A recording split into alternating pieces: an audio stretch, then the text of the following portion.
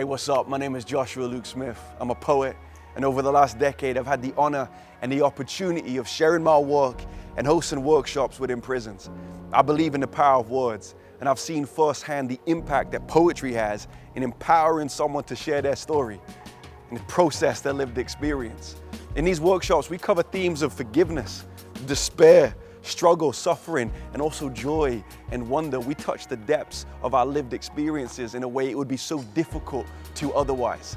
I've been there in the room with a man as he's writing, confronting for the first time the suffering he's lived through, and also the suffering that he's inflicted upon another.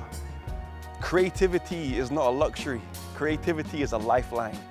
We need somewhere to put all of our anguish and our rage. We need somewhere to put all of our joy and our curiosity.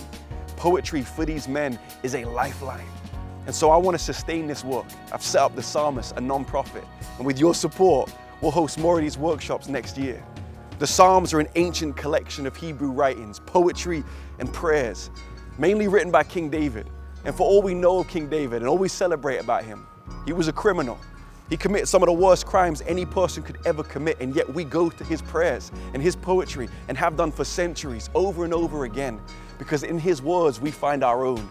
In his words of confession and lamentation and awe, we find our own and a relief valve for our story.